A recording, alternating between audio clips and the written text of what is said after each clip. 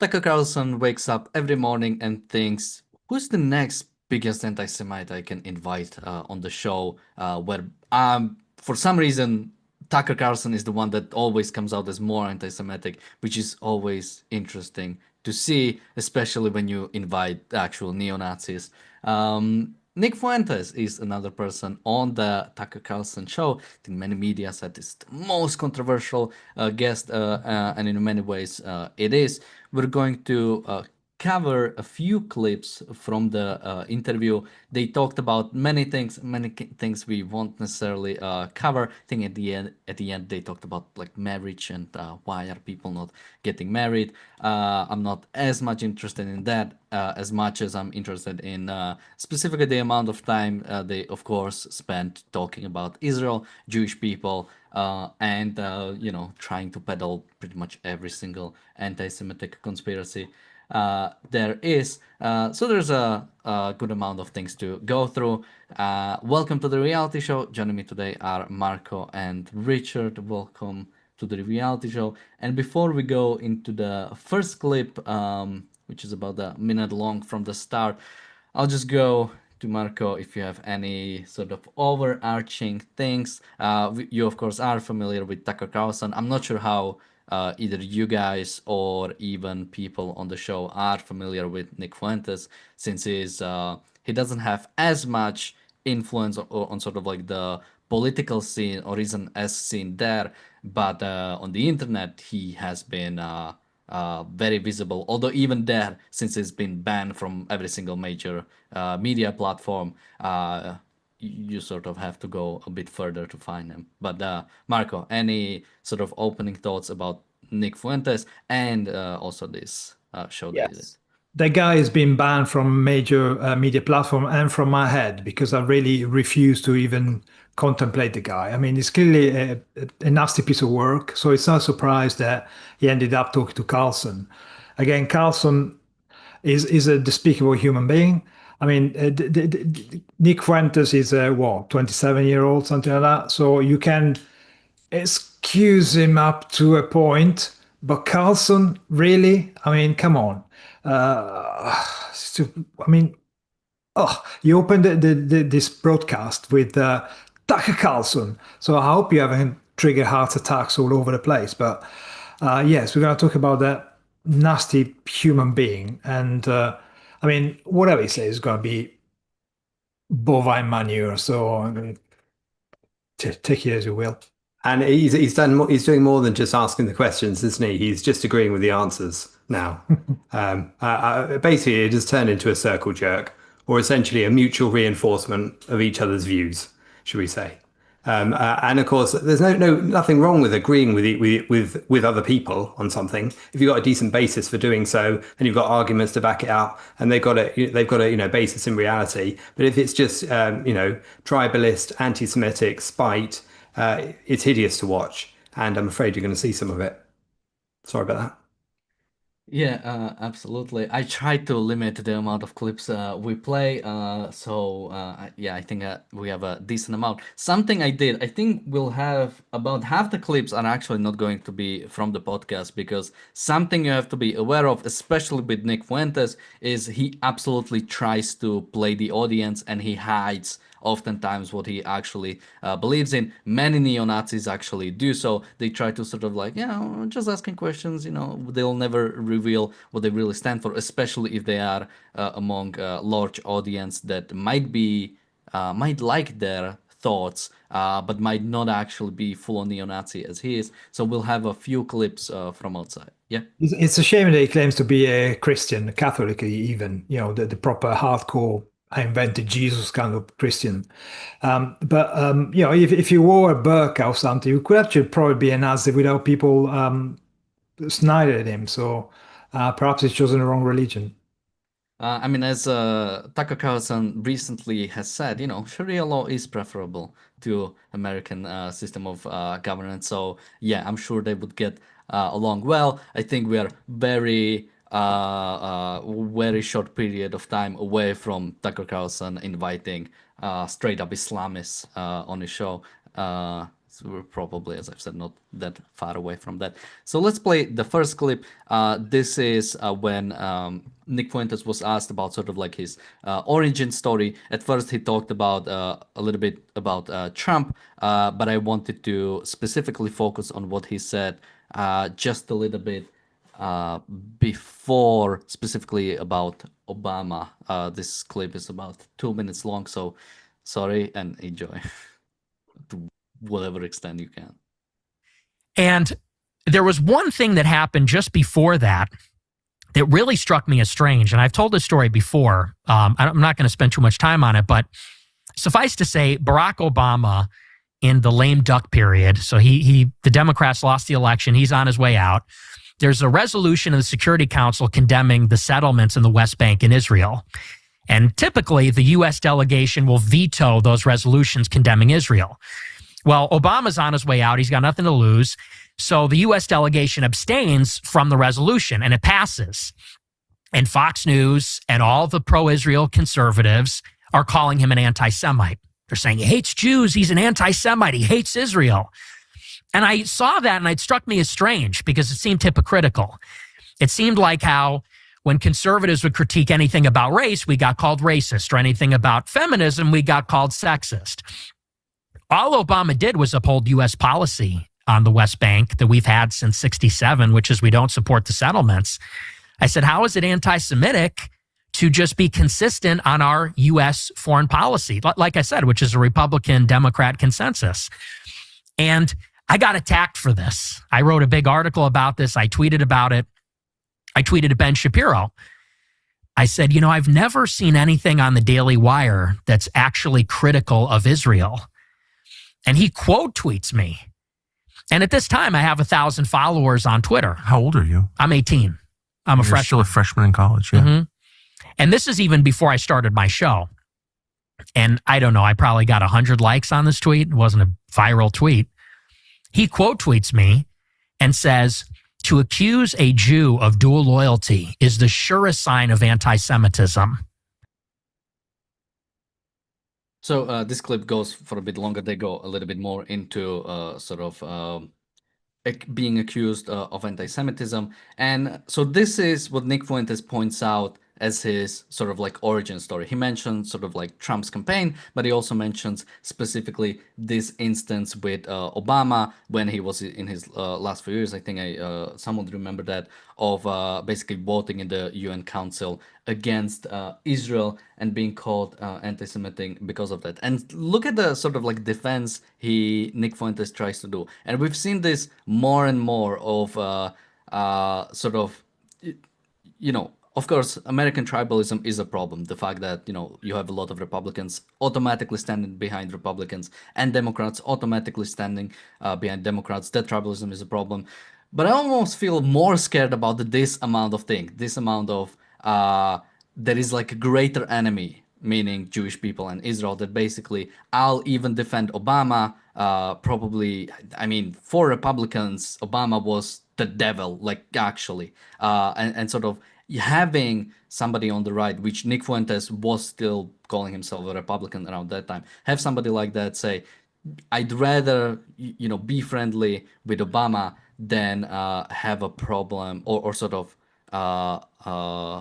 that I would befriend somebody like Obama if simply he is attacking Jews, which, again, the single instance of action, you can call that action anti-Semitic, not automatically call that person anti-Semitic. But I think with Obama, there's more than just this one instance of having a very much not only against Israel policy, but sort of bad policy on Israel, of sort of attacking Israel that we've seen in the last few years from Biden, for example. Marco, any thoughts on this one? Yes. Well, you just mentioned President Otto Penn. Has this Fuentes guy ever said anything in favor of Otto Penn, or was he happy about his politics anti-Israel? Has he ever come out and defended it? Has he ever noticed that he was defending it? But I have a problem with this guy. Actually, we try to watch quite an extended version, but I just glaze over when he speaks. I just cannot. Just this tsunami of moaning and whinging. And talking the origin story, I mean, what the hell is this guy? Like Freddy Krueger or something? He's just a kid who happens to be lucky enough to be tweeted by somebody more famous than him, and he got be more viewers. Of course, the followers turned out to be all people like him who like, who prefer the swastika side of the world rather than the justice side. But there are many of those, and he's saying something, and he's trying to justify what he's saying by appealing to somebody that look like he's against him, but actually, Democrats, Republicans, this is like here in Britain, Tories, Labourers, it's the Unity Party. They all stand for the same statism, collectivism kind of crap. So who cares whether the red one or the blue one said it? In the end, if you don't stand up for individual rights, you're on the wrong anyway. Doesn't he contradict himself in the preamble to what he's saying here when he talks about the fact that Obama's in the lame duck period, and yet he doesn't uphold the policy that the US has held. He chooses to change it. I think he was saying that Obama did uphold the U.S. policy, at least did seem like, because technically I think the American stance on the settlements in the West Bank is that they do consider them illegal still. So I think that's what he meant by sort of upholding.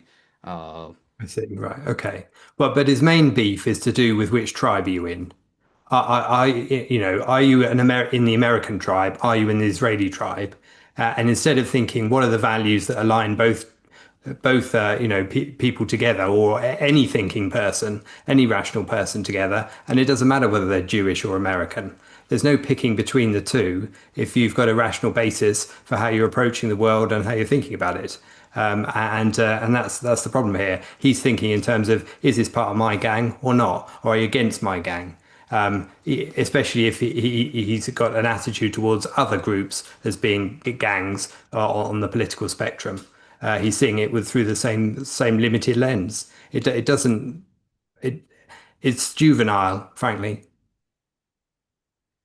We have and something you mentioned about sort of them being, I think, almost anti-American, I think, fundamentally. And this is something we'll see in the next clip, especially with Nick Fuentes. And he mentioned this when he talking about Trump. This is like America first, right? But these people, or sort of when he talks about the Jewish people of America, saying that they are pro-Israel first, or that they are Israel first, this is like a major, or sort of like a common anti-Semitic argument, the sort of dual loyalty, which is something Ben Shapiro brought up, right? And yeah, it's this, like, this guy doesn't understand what America stands for. Or rather, I think with Nick Fuentes knows what America stands for and is against it, which we'll see in, I think, the clip in a few things ago, in just a bit. But before that, we have a super chat from Kirk. Thank you so much. He says, who is your favorite Israeli-born musician? I would have to say mine is Gene Simmons from the American rock and roll band Kiss. Well, I generally do not like automatically go into, I don't know where my singers are from, but I like our own Yotam, I think Silberstein is his full name, who people might have met at in Boston, who is an Israeli musician that follows Ayn Rand Center UK. So I'll give shout out to him. I don't know if you guys have any thoughts on this one. I didn't do my homework for this question, so I'm going to pass. Well, let's go watch the next clip, and this is going to be, and I think Tucker gives like a preamble to it, but this is like, Nick, you can say whatever you want. What is your view of the world? What do you want to share with people? What do you want people to think about you? This clip is a bit longer, so I think it's almost 3 minutes, but I think it's important to play this whole part.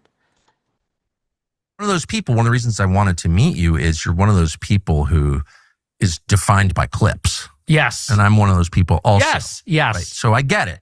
So I'm going to just shut up and you tell me what you actually believe. Yeah. Well, and listen, I mean, and I appreciate you saying that, because that's just the reality of the media environment we're in. So I don't expect you to know all my views, but I mean, as far as the Jews are concerned, I think that, like I said, you cannot actually divorce Israel and the neocons and all of those things that you talk about from Jewishness, ethnicity, religion, identity. And let me give you like a perfect example.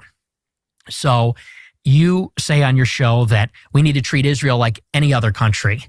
And I sort of understand that in principle because Israel is another foreign country. Yeah.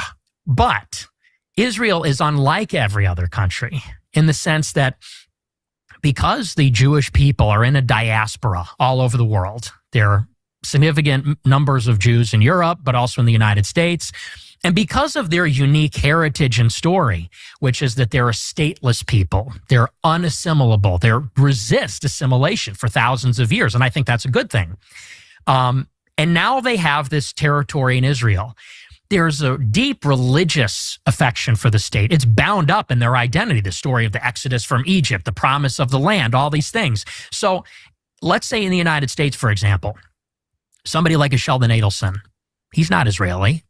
Is he an ideological neocon? Does he believe in the promise of democratic globalism? I don't think necessarily. His heart is in Israel. And it's because he is a proud Jewish person. And I guess what I'm saying is that if you are a Jewish person in America, you're sort of, and again, it's not because they're born, but it's sort of a rational self-interest politically to say, I'm a minority. I'm a religious ethnic minority. This is not really my home. My ancestral home is in Israel. There's like a natural affinity that Jews have for Israel. And I would say on top of that, for the international Jewish community.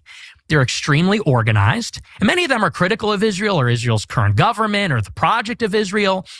But I guess what they have in common, unlike, let's say, like Singapore, for example, is that they have this international community across borders, extremely organized, that is putting the interests of themselves before the interests of their home country. And there's no other country that has a similar arrangement like that. No other country has a strong identity like that.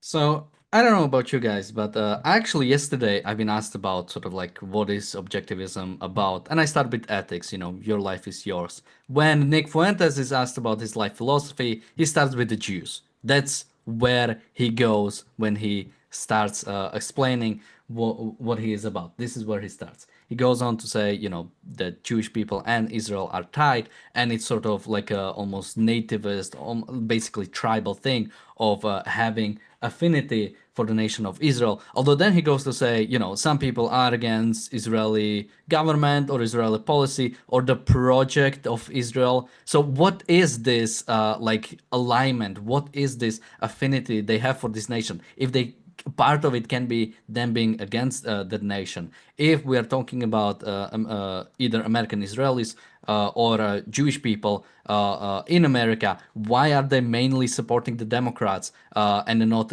Republicans, who Republicans are, let's say, the more Israeli? And even if you want to have the case, which I think somebody like Nick would make, that both parties are basically very much pro-Israel and they cannot do about. Well, how is somebody like Mamdani still has Jewish support? I think about a third of the Jewish New Yorkers are planning to work for Mamdani, are planning to vote for Mamdani. Somebody who not even doesn't want to condemn Hamas, is always dodging the questions about Israel, has been very friendly with sort of the pro-Palestinian crowd, which again, that is calling for the death of the Jews. Anybody on the pro-Palestinian side, anybody describing themselves as Palestinian, does want the state of Israel to be gone. So if that amount of sort of Overton window for the Jewish people is you can be, for the state of Israel, or you can be calling for the destruction of Israel, and yet you still have some affinity for Israel. I mean, of course, every single Jewish person will have something to do with Israel. Probably part of your family might be in Israel or anything with that. But saying that there is some form of, again, this sort of like born thing, nativism there, which you, again, cannot even show. There is no sort of like automating, you are a Jewish person, you are automatically pro-Israel, you are automatically or even largely pro-Israel. Most Israelis, even, I mean, the reason why there is still war in Gaza is that most Israelis are not pro-Israeli enough to actually stand up for itself. So again, this works as a sort of to say to somebody like Tucker Carlson or to say to somebody who is already anti-Jewish, but I don't think it stands to any sort of scrutiny. Marco, any thoughts on this one? Well, I mean, this is beautiful. This is the very concretization of the fact that if you are a racist, if you are anti-Semitic specifically, you just are a knucklehead idiot. And specifically when you are anti-Semitic and you say this kind of crap that this guy has just uttered, it also goes to show what kind of pig ignorant human being you are. To say that the Jews are not assimilable in any other society or whatever is just the biggest whopper that you could actually come out with. I mean, the word ghetto was invented to define the area where the Jews were allowed to stay and not get out of, for most of the time. The Jews have been persecuted throughout history in Europe. They were kicked out of the land back in the day, where first when the Egyptian arrived, then Nabucodonosor and all those kinds of people. I mean, it's idiotic to say that there is an affinity with the state of Israel. Yeah, because it's the only safe place where you're not going to be handed out for being a Jew. I mean, we see all over the place, in every country in the West, we see a rising anti-Semitism, Jewish people being spat at, attacked, words scribbled on walls. And yeah, partially is pushed by sinister parties like Putin and Xi Jinping, whatever, just to distract from what they are doing, and in order to try and create some sort of wedge in our society, because plays into the hand. But part is because there are lots of idiots like him, all the students in the university, all the politicians that suddenly recognize a state that doesn't exist. All these kind of people are actually being anti-Semitic. They are actually embodying, applying the old tropes, the stuff that we've been hearing for thousands of years. And here, this kid, they're actually talking so stupidly, so ignorantly about stuff that clearly doesn't understand, because ultimately is full of poison. It's so sad. I mean, really, really, honestly, I'm speechless. I cannot fathom how somebody like him can actually function as a human being. And get a hearing in it anywhere, frankly. Yeah, I just want to quickly throw a few more things there. First, I think he absolutely does understand what he's saying. He's actively trying to push for anti-Israeli narratives. And also notice how sort of these kind of people, they talk, the way they talk, they have affinity for Israel. The same way that when people talk about like, oh, this guy has like a bias for something, or they have a bias for Israel. Well, what do you mean? You keep using those words. I don't think you mean you know what those words mean. Because what doesn't, or like objectivists have like a pro-American bias. Well, we have values, and our values are not sort of in a vacuum. They are connected to reality, and of course, certain people, certain countries, certain places fulfill those values closer, and therefore we do have affinity for them. If living is a value for Jewish people, yeah, they will have affinity for Israel. As Marco said, it's the only place where they have some guarantee that they won't be hunted for, specifically for being Jewish. And even then, it's the idea that, oh, what is the safest place for Israel? It's the what is the safest place for Jewish people? It's a place where there's like 20 countries around them that are actively trying to destroy them. Yet that is still the safest place for them. Should tell you a lot about the way the world has been dealing with something that Nick Fuentes is very fond of, the Jewish question. But yeah, sorry, Richard. Yeah, no worries. At the beginning of this clip that we just heard, Tucker Carlson was talking about defining people by clips. And I think that's quite a telling comment, isn't it? Because we know that does happen. for many people, in terms of doing a smear, taking a comment out of context and implying that it was said in a different manner is one way that people are smeared.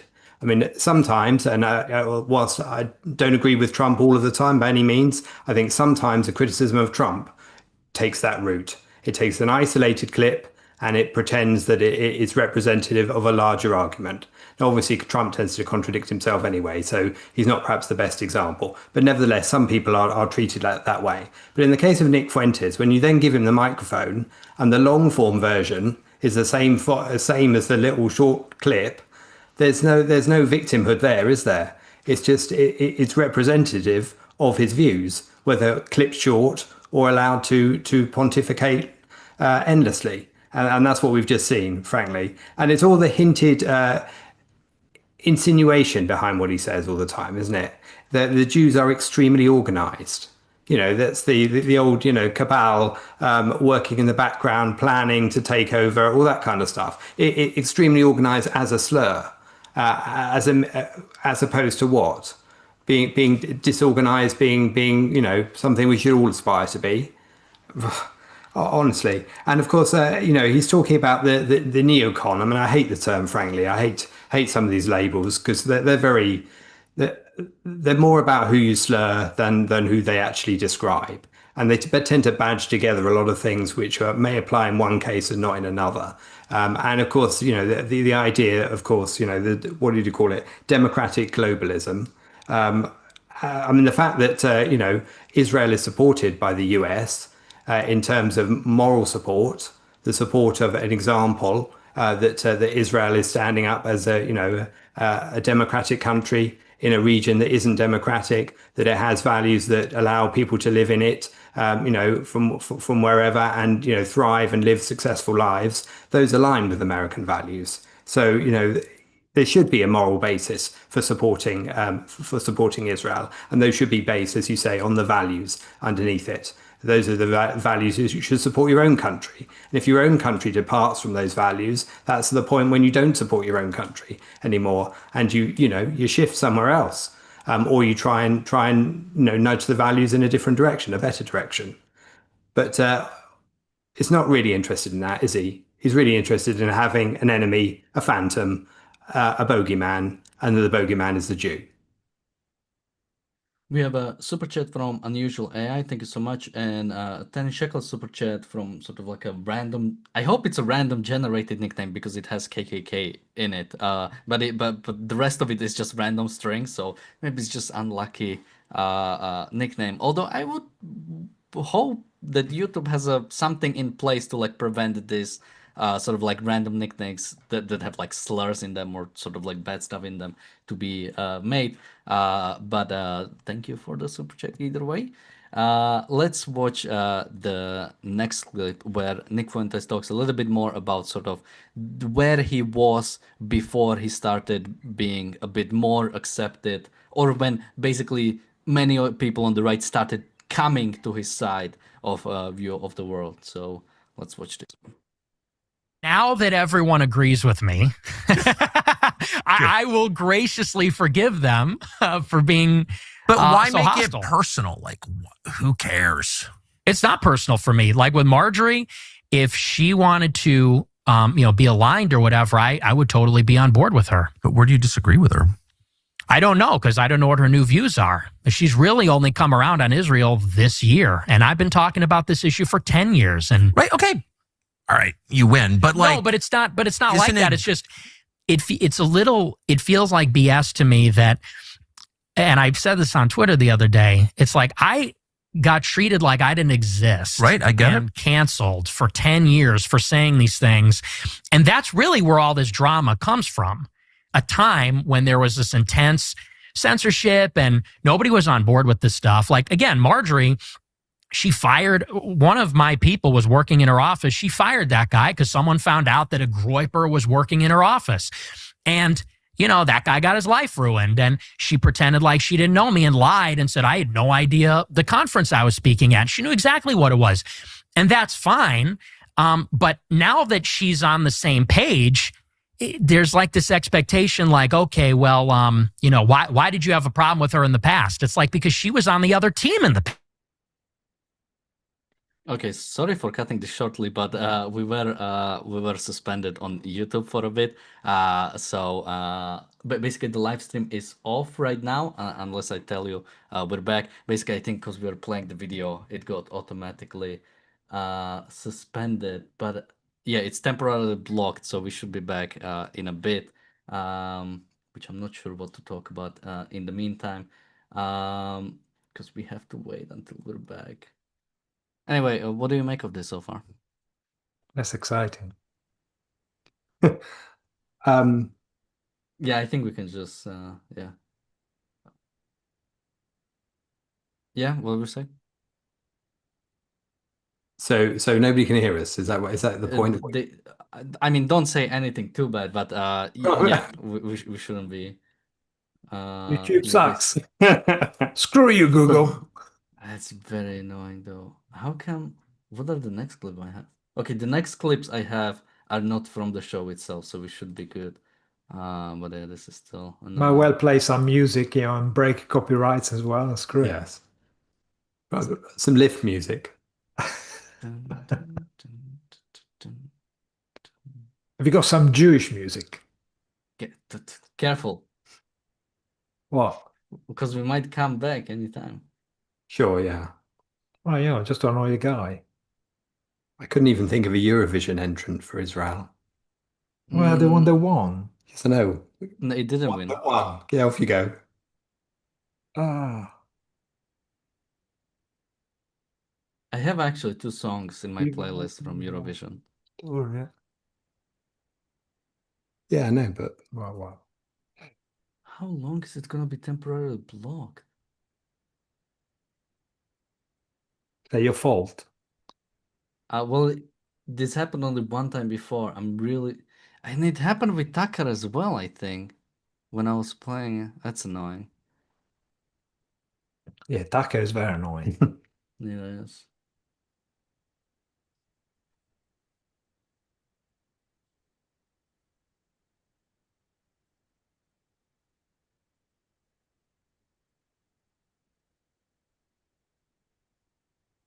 Okay, people aren't leaving yet, but oh, and I think we're back. Just when I said people aren't leaving yet, so hopefully they didn't. Okay, welcome back. Just quickly, I think when we were playing the clip, it was shut down because of possible copyright violation, which it isn't, but it's I thought it was somebody had good taste, decided to cut it off short. well, maybe somebody is like, I cannot listen to this anymore. So I'll just, well, I think people still heard a little bit, and I'll just summarize the rest. But first, they were talking about Marjorie Taylor Greene and the fact that, Nick Fuentes sort of got, because something you might not know, but the long time thing Nick Fuentes did with his Groypers, which is the people who follow Nick Fuentes, is they went to Turning Point USA events to basically ask Charlie Kirk and people in the Turning Point USA about sort of anti-Semitic stuff, trying to push him towards that sort of ideology and sort of disrupting the events, but more sort of like through questions and through basically, yeah, trying to push a certain sort of view of the world. And now sort of more people are coming around to Nick's side of hating Israel.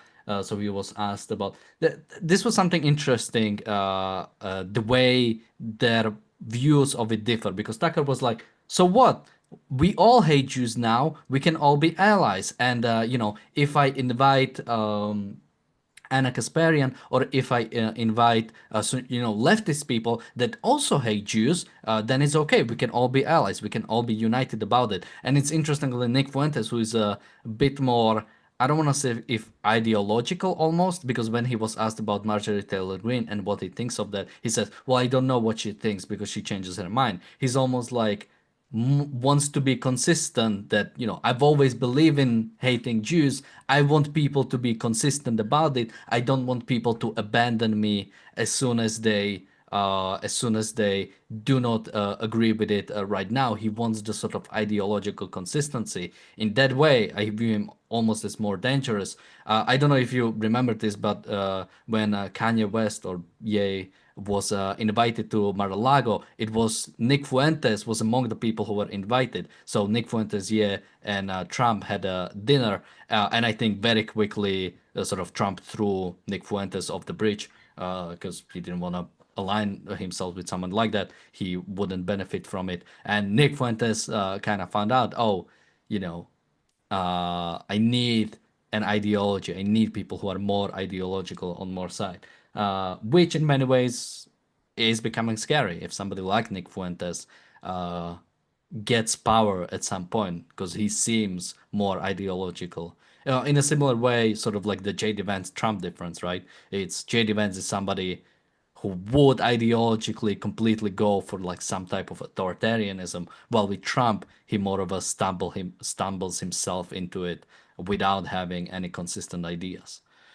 Marco, any thoughts on this? There is no doubt that Nick Fuentes will find himself quite comfortably at home in Germany in the 30s, to be honest. He would buy himself a nice, good brown shirt and go around beating people.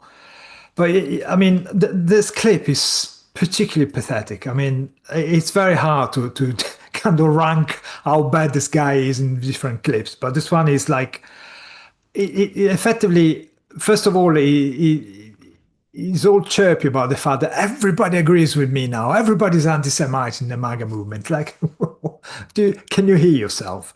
And the fact that the MAGA movement, this is the thing that I really do not understand.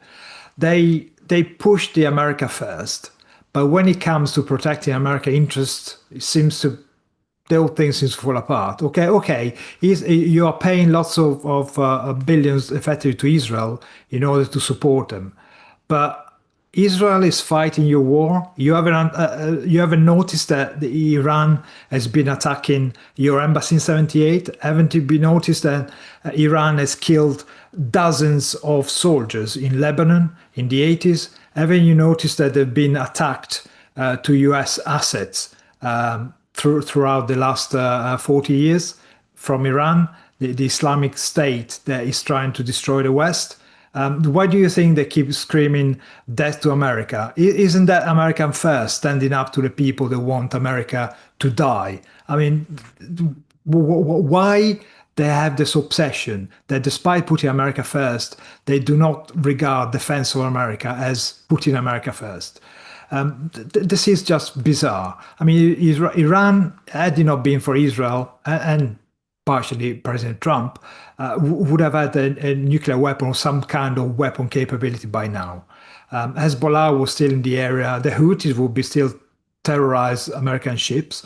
They're not doing it now. They're not attacking American because Trump has been quite clear with them, say, attacking our American interests and I'll flatten you. And they believed him with good reason. But the MAGA group, this kind of half knuckleheads that we see on the social media all the time, why is it that they don't make the connection between American defense means helping Israel to stand up to the Islamic tyrants that they are occupying the Middle East, really? Why is it that defending Israel and therefore defending America's interest is seen as bad by these? I don't know. In conservative, what are they? I can't really place them. So, I mean, Trump himself, there was a plot, an Iranian-backed plot to actually assassinate Trump. So, at what point will you understand that your friends in Iran and in the Middle East are actually not your friends? Yeah. Just firstly, on the point of Marjorie Taylor Greene, I mean, that's a name that when I read it in any paragraph of an article I'm reading, I instantly abandon the paragraph and move to the next one. And I'm just going to do the same here, basically. Now, when it comes to I really shouldn't use words that I've never heard before today, but this word groyper, this fan base support for Fuentes, and the fact that he tends to boast that he's got these people embedded everywhere.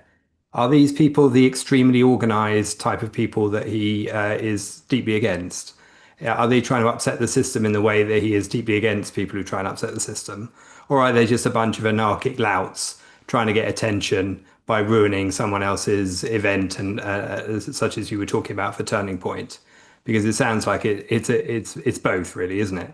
But certainly it's on the loutish end, the thuggish end, rather than some kind of coherent argument based on anything that you can take seriously, frankly. But I certainly agree with what Marco said about the absence of tackling Islam and Islamism when it comes to these kind of characters. They would much rather bash the Jew than go anywhere near that subject. And if they do, it's so cursory, and it's straight back to bashing the Jews, and that is too revealing to indicate that the ideology is consistent, because it simply means that the only, if you want to call it an ideology, the ideology is anti-Semitism. The ideology is racism, the racism of being anti-Semitic. Otherwise, it doesn't stand. So in the next clip, we're going to actually cover their actual views. Again, this is not from the show they did itself, but from outside. In the first, it's basically a combination of two clips, one about Tucker, one about Nick Fuentes. With Nick Fuentes, it's actually somebody else talking on a call with Nick Fuentes, sort of describing Nick's views, and Nick very much agreeing with it. But I just wanted to clarify that you'll like hear three voices, and one of them is sort of describing Nick Fuentes. So let me just make sure I have that ready. Oh yeah, it's this one. Thank you for doing this. Yeah, thank you for having me. I wanted to meet you. That your point of view is fundamentally anti-American. From the founding fathers, the framers, 100%. Americanism is a heresy in the Catholic Church. You'd know that if you knew fucking anything. Okay, but you so get all why your the information fuck are from you even in Wikipedia this country? articles. Why not go fucking live in Rome, or go fucking live in the Catholic fucking Vatican, or go live in fucking prehistoric wherever the fuck? Why be in the United States and try to change this into some theocratic regime when that's not fundamentally what the country is about? We want to make it better. We want to improve You don't want to make it better. You want to destiny. destroy the country. Like overtly saying that you want to run it as a theocratic regime, that you want religion and God to be the number one thing we answer to, and not the Constitution. Yes. I've heard about you. I mean, I do really prefer the feudal model, which is it's the model of all time. I mean, feudalism is so much better than what we have now, because at least in feudalism, the leader is vested in the prosperity of the people he rules. Right. So, I know they talked about sort of like talking in clips, but this is their actual beliefs. Nick Fuentes is fundamentally he might call himself America first, but he is anti-constitution. He is against the ideas set forth by the founding fathers. He is for theocracy. He's a Catholic who advocates for a monarchy. He advocates for bringing the system that the founding fathers revolted against. I'm not sure if Tucker Carlson understands the American values, but I think to extent they understand American values, they are opposed to them. Tucker Carlson, I think we've covered it. He says Sharia law would be preferable to the constitutional system that is in America right now. So again, these people are fundamentally anti-American. That's why they can unite themselves. There is I bring up like an interesting story because and we had somebody in the chat also. We might not have time to watch this clip, but like Nick Fuentes is like a fan of Stalin, and people are always like so confused. How can somebody on the far right be friendly with somebody on the far left? But you have to remember that far left and the far right are absolutely on the same issue when it comes to destroying the liberal democracy that exists. I'm not sure how interested you guys are in the 30s Germany history, but the big reason why Nazis got into power is because the communists actively fought against the Weimar system. They wanted to have Nazis in power. They believed that if Nazis come to power, then they'll be incapable, and then the communists will be able to save the world. They'll be able to save Germany and come in. So the Nazis and the communists will work together to destroy the liberal democracy. The Tucker Carlson, Nick Fuentes, and people like on the far left, like the Squad, like the Hassan Pikers of the world, like the Young Turks, they would work together to to destroy the American system. They are absolutely united again in that, and of course united in hatred of the Jews, because what is Israel than another liberal democratic state that stands up for Western values? These people are fundamentally opposed to everything sort of America stands for. Marco? Yeah, and just to remind people that Nazi actually, the full name of the party was National Socialist Party of the German Workers. So you see the DNA there is the same, but ultimately whether it's ideology from the right or from the far right or far left, it's mysticism. That's why it marries so well with theocracies, with the idea of God-given rights to rule over man, because all these people, whoever they put as their higher ruler, see human beings all as slaves, people who just have to obey a higher intelligence or consciousness.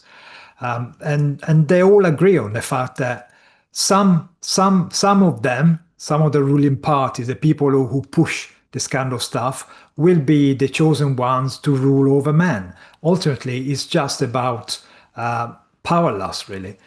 You want to be the great priest who rules over everybody else. You want to be the king who rules over the feudal system. I mean, somebody like Tucker Carlson in a feudal system would be just a clown in a court, wouldn't it? He would be the jester. Probably can't even throw balls in the air anyway, but he speaks them, so it's fun. I mean, all this attempt to come up with alternative to the most moral system of government ever devised by human beings, i.e. United States of America, the Constitution, which is designed to limit the amount of power that the state can wage against the citizens, against individuals. These people don't understand it. And if they understand it, they don't like it because it is a totally different moral basis from which America is funded. On the basis of individual right, men should be allowed to pursue their own happiness. And it's stated quite clearly, isn't it? But they don't like that. They need a higher power, a higher consciousness that tells them what to do. And that's why they are ultimately the enemy. Yeah. I mean, they're talking about America first, but really they're talking about medieval ages first, aren't they? This is about the twin bedfellows of faith and force, which has been pointed out by objectivists many times. How the two always go together, and how they're trying to demonstrate that that's what they're in favor of, faith and force. I think it just comes across as bitter, doesn't it? It comes across as if they've got a plan that's two steps, exactly the two steps you pointed out, Daniel, in Nazi Germany. It's first establish a dictatorship, the concept of dictatorship, doesn't matter who runs it. Then make sure you're the one that runs it, and that's what they're talking about. It's the bitter aim of incompetent bullies who want to dominate other people. Yeah, absolutely. And I'm trying to see if technically we can play. I don't want to play more clips from the show directly, but we can play just one more clip that I think goes well. You'll see it. It's a bit shorter, so let's see. That subway station I showed was built by Stalin in 1939. Joseph Stalin, probably the worst person in human history. It's actually funny. It was December 18th. I remember because that's an important date to me. Why? And it's Joseph Stalin's birthday. Oh. I'm a fan. You're a fan of Stalin's. Mm-hmm. Always an admirer. But we don't need to go into that, I guess. Well, that's... I mean, just look at Tucker. Wow. Oh, okay. A fan of Stalin. I see. Interesting. Do you have like no values even from what you said like before he goes on? Stalin probably, even the way he says like probably, like really, can we not? Okay. And I don't think for Tucker it's like like he's weighing between Hitler and Stalin. I feel like this may be somebody else he would like to throw there in. But again, you say one thing and then somebody says they are a fan of Stalin, somebody you're supposedly close to, and we've been actually blocked again. What? We played like 20 seconds. No, we played like 10 seconds. That's insane. Uh, anyway, what you guys think? We'll probably have to wrap up immediately after this.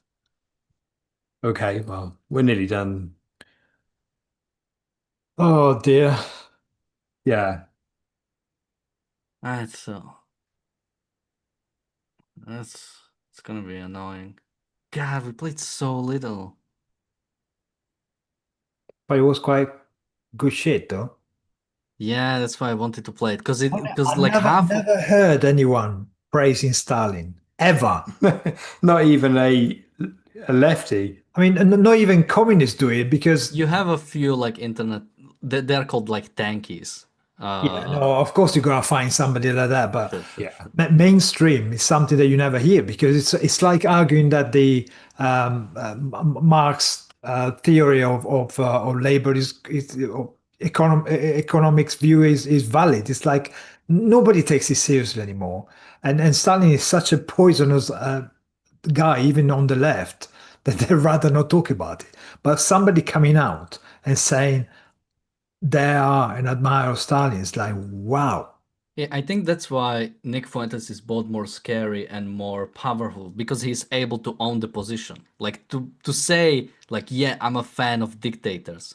To say that is power. If because if you hide from it, if you cover from yourself, you're losing the sort of the moral credibility. You're losing your moral stature if you hide from something that you actually do believe in. Because like, you know, people on the left, they do like Stalin. They just say they don't like Stalin. They would, if there was a person who would support those policies, who would be that sort of authoritarian, we are back.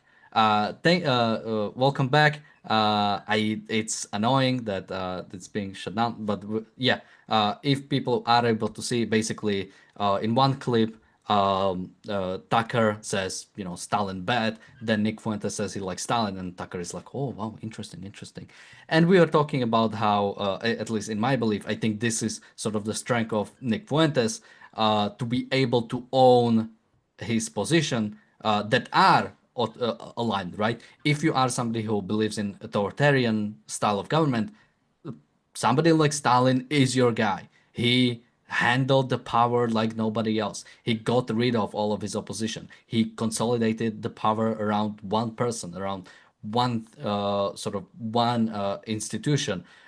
Yet many people are afraid to sort of take fully support sort of their ideology to the fullest, and you know would hide behind certain things. Where I think when Nick Fuentes doesn't, there is a certain amount of strength to it, especially if people start taking you as a serious person, which I'm not sure if invited on Tucker show makes you a serious person, but definitely, I mean, it is one of the biggest podcasts there is. So, but Marco, any thoughts on this, or sort of any last thoughts since we have to wrap up soon? Yeah, like I was saying earlier on, probably when we're off, that I never really heard anyone coming out admitting that they like Stalin. I mean, it's like the guy is so poisonous that not even the hard lefty Corbynites here in Britain would actually have nothing to do with them. But I don't really agree on this time. I mean, Fuentes, yeah, you might have lots of followers, but really, it's just a fart in the wind, this guy, isn't it? I mean, he's the kind of useful idiot that somebody who, with seriously bad intention, could exploit in order to gain power. But the guy himself would just disappear, would be the first one to be jailed by a Stalin wannabe guy. So to be honest, he would deserve that. It would be nice for people like him to say this kind of stupid thing to experience the ultimate result of what they're preaching. But I'd rather not see that. I mean, honestly, we're digging now. We touched the bottom, and we're digging with these kind of people. It's the level of discourse is just purely on the tribal, shallow level. My team versus your team, and they really haven't got any argument. Have you ever Have you ever heard a decent argument for these guys? I mean, it's all insinuation. They do that. They hide in the shadows. But who are they? What evidence have you got? The level of conspiracy theories that we've seen since COVID, partly fueled, as I mentioned earlier on, by Russia and China, partly fueled by the distrust that the various governments have earned during the lockdown period in 2020. But if you use your brain, if you look at the evidence and don't just listen to the guys that you think belong to your team, you will find out immediately that this is all bull. This is all just insinuation and gossip, really. Yeah. And the wider culture, the wider irrational culture and the emotionalism and the way people tackle things by feelings rather than by thinking, that's at the heart of it. But yeah, I'm certainly recalibrating, these various people. Suddenly, Candace Owens talking about Brigitte Macron doesn't seem like the bottom. There's a lower tier or two, and we've certainly stepped down into that horrible realm of basement talk. Quite honestly, I mean, it's interesting that here, when he praises Stalin, Tucker doesn't say his usual word, which is in response to everything that Nick Fuentes says. Normally, Tucker just says amazing. So by not saying amazing, at least he's showing what some disagreement. Is that the extent to which we're supposed to insinuate that he actually disagrees with what he's saying? Honestly, it's you talked about owning his position. As being, having the strength to own his position. Well, he's consistently moronic. That's the position that he's owning. I don't think that makes him powerful apart from among the consistently moronic or among the moronic, masses. And there are too many, but they aren't the majority by any means. They are the bottom feeders, and I think they should remain so. They should be pointed out as so. And I think their behaviour when they're brought into the real world and they appear at things like other people's events to try and disrupt them, they're no different from an Antifa crowd, and therefore they're just thugs. So their arguments don't warrant deep analysis beyond pointing that fact out. Yeah, although there are a lot of consistent moronic people in the world, unfortunately, that I think when they look for an outlet or when they look for something to guide them, they'll go for somebody who's the most consistent, who's the most willing to, say how it is. That is always sort of thing that is being pushed forward. But with that, I think we've covered more than enough, and hopefully we'll never have to speak of these people again, especially if they keep shutting us down. But with that, thank you guys for joining me. We'll be back tomorrow with another episode of The Daily Objective and The Reality Show. Until then, bye-bye. Bye.